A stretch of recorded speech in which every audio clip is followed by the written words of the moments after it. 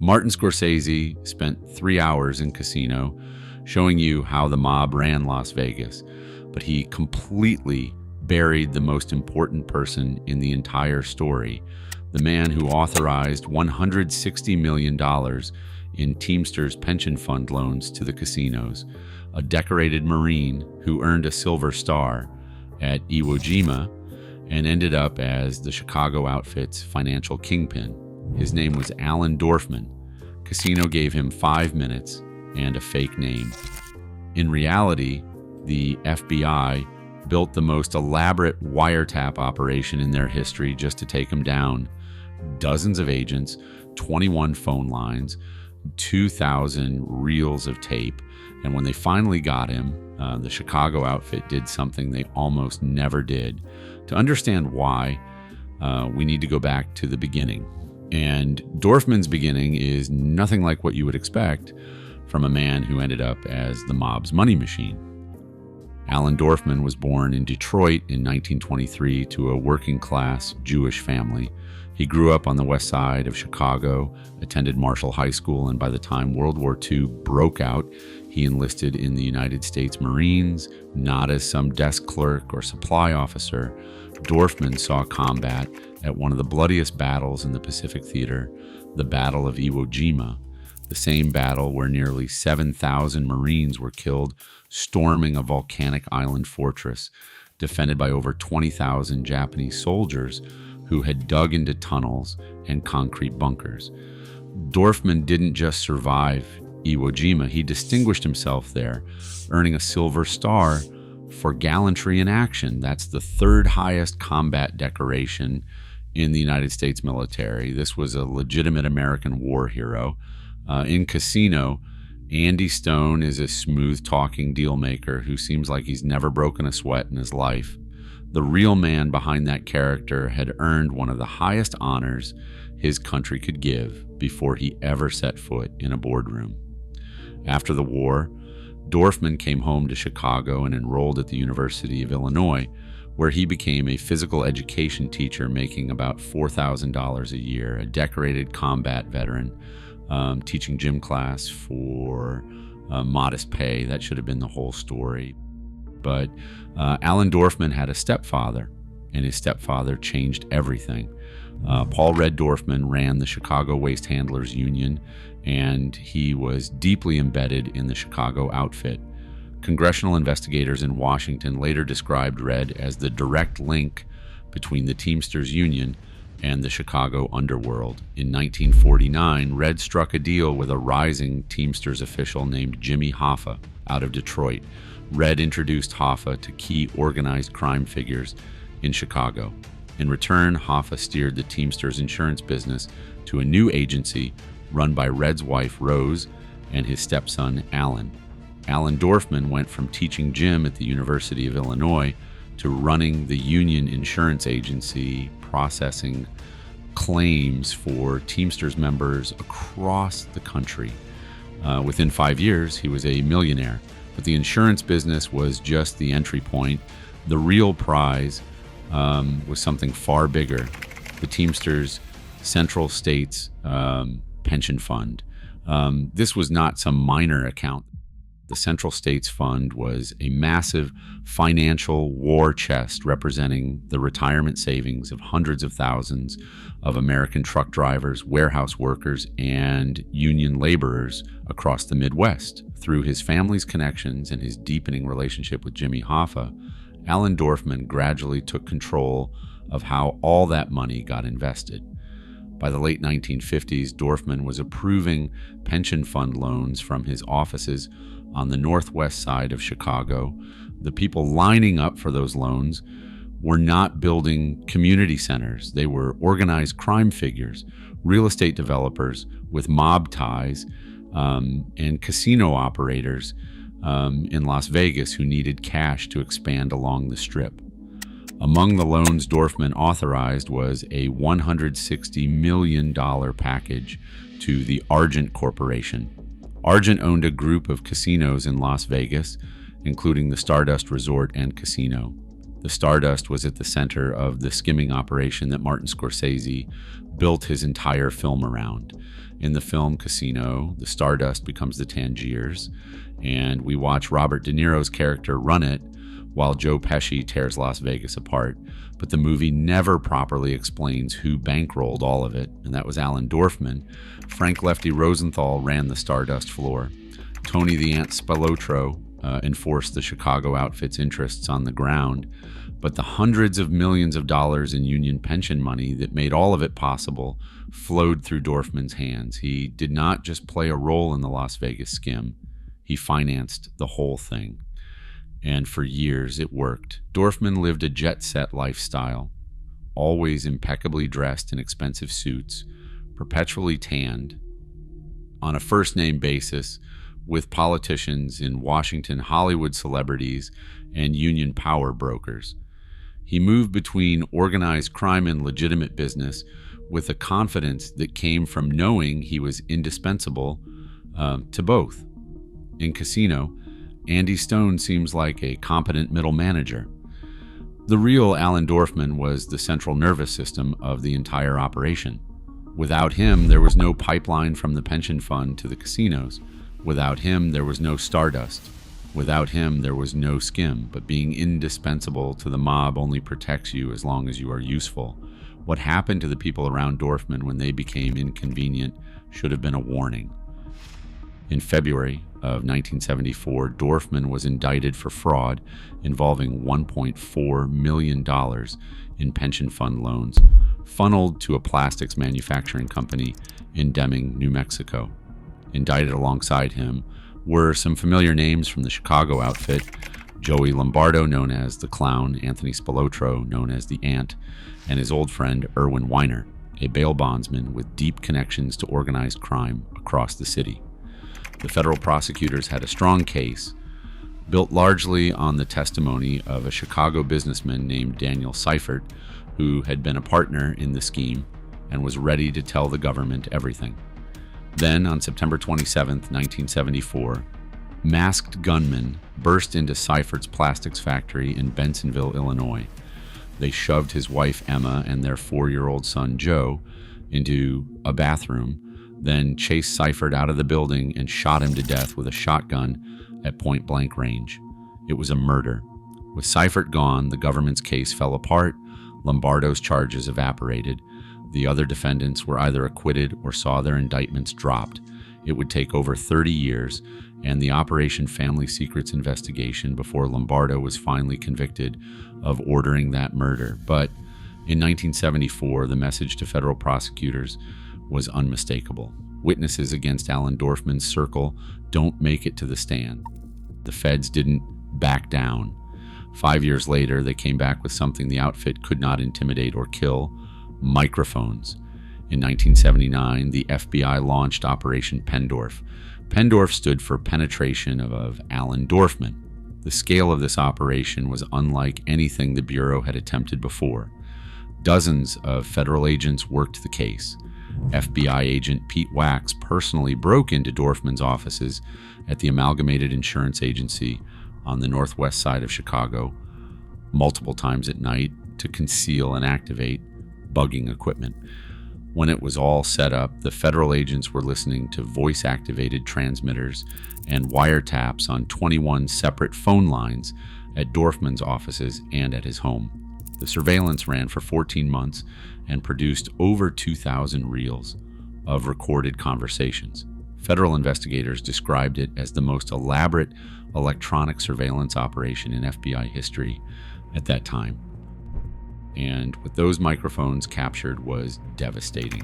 The wiretaps recorded Dorfman conspiring with Teamsters president Roy Lee Williams and Chicago outfit enforcer Joey Lombardo to bribe United States Senator Howard Cannon, a Democrat from Nevada.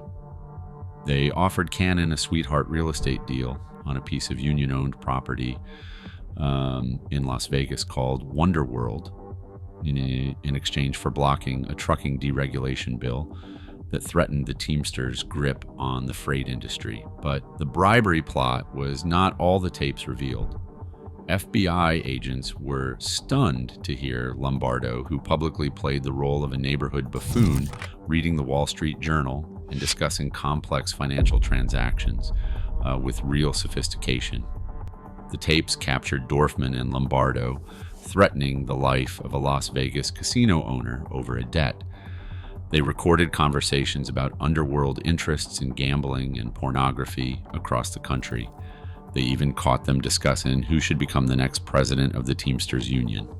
If you are the kind of person who wants the real history behind the Hollywood version, hit subscribe. I break down true mob stories every week. The FBI now had enough evidence on tape to dismantle the entire Chicago outfit from the top down. But the question was whether Alan Dorfman would live long enough for any of it to matter. 51 of those taped conversations were played for the jury at trial in a federal courtroom in Chicago, and on December 15, 1982, the verdict came down. Guilty. Alan Dorfman, Roy Williams, and Joey Lombardo were all convicted of conspiring to bribe a sitting United States senator. Dorfman was 60 years old.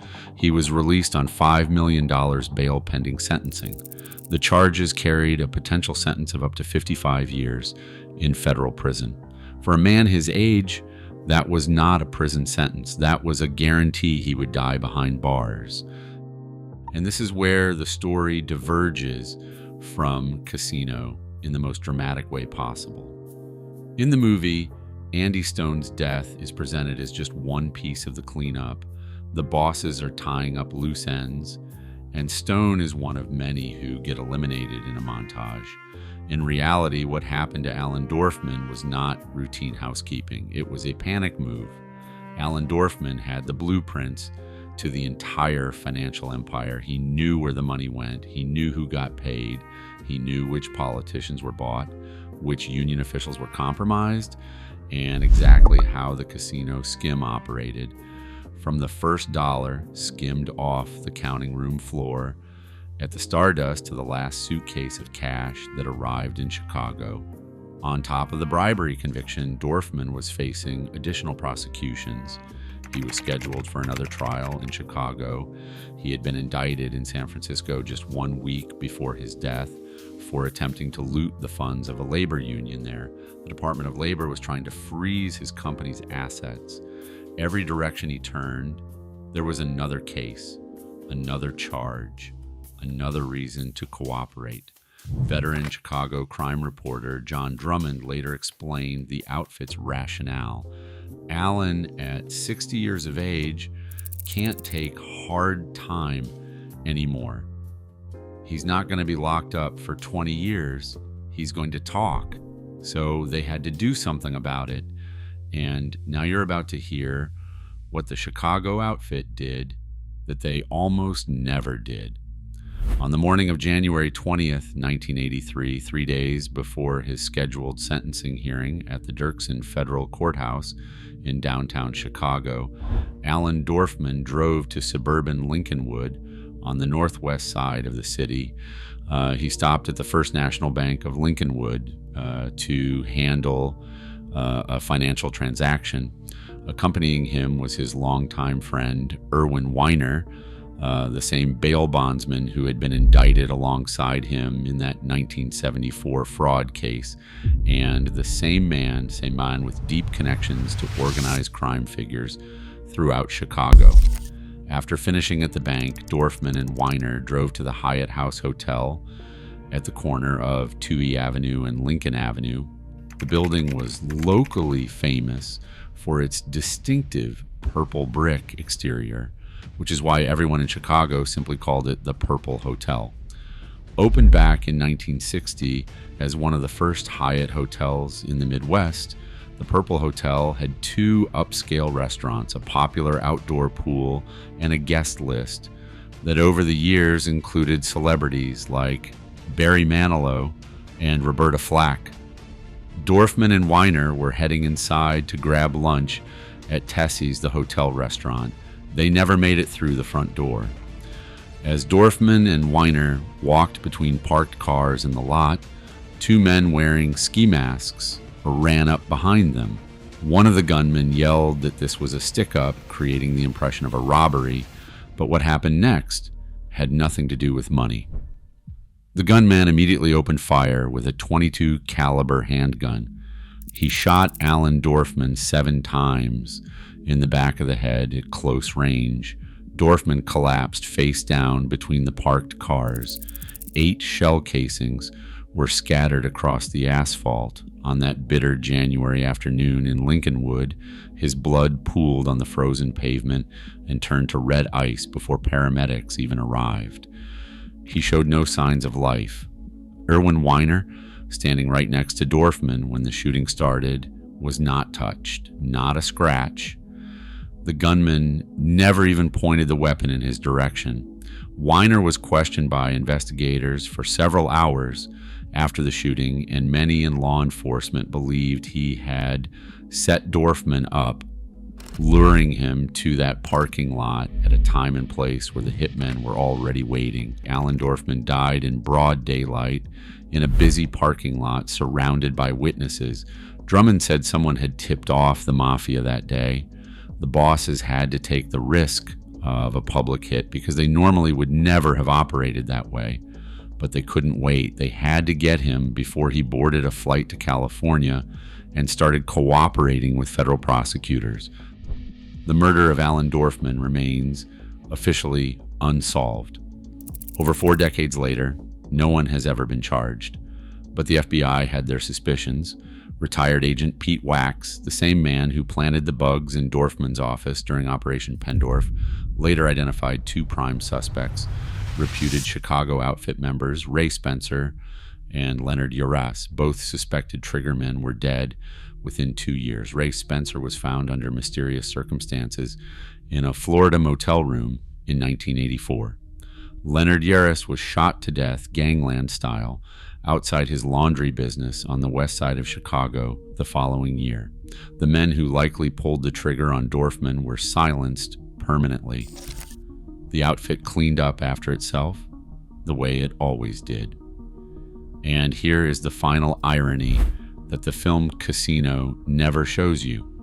Killing Dorfman did not protect anyone. Those 2,000 reels of tape from Operation Pendorf, the ones recorded inside Dorfman's own office at the Amalgamated Insurance Agency, became the foundation for one of the biggest organized crime prosecutions in Chicago history. 3 years after Dorfman's murder, those recordings helped convict the top boss of the Chicago outfit, Joey Doves Ayupa, along with his underboss Jackie Cerrone, Angelo the Hook LaPietra, and Joey Lombardo. The very men who likely ordered Dorfman killed to protect themselves ended up in federal prison anyway, buried by evidence gathered from the office where they used to sit across the desk from him and plan their crimes. The Chicago outfit was gutted. The old Las Vegas was finished. Corporate ownership replaced the mob-controlled casinos up and down the Strip. The era that Alan Dorfman had financed from the very beginning was finally completely over. Scorsese got the big picture right in Casino. The skimming, the greed, the inevitable collapse. But when it came to the man who made all of it financially possible, the movie turned a Silver Star Marine who survived Iwo Jima, a pension fund kingpin who bankrolled the Mafia's takeover of Las Vegas, and the target of the most audacious public hit the Chicago outfit ever carried out, into a background character. Andy Stone got 5 minutes in Casino. The real Alan Dorfman deserved the whole film. If you want to see how other mob movies got their stories wrong, that video is on screen now.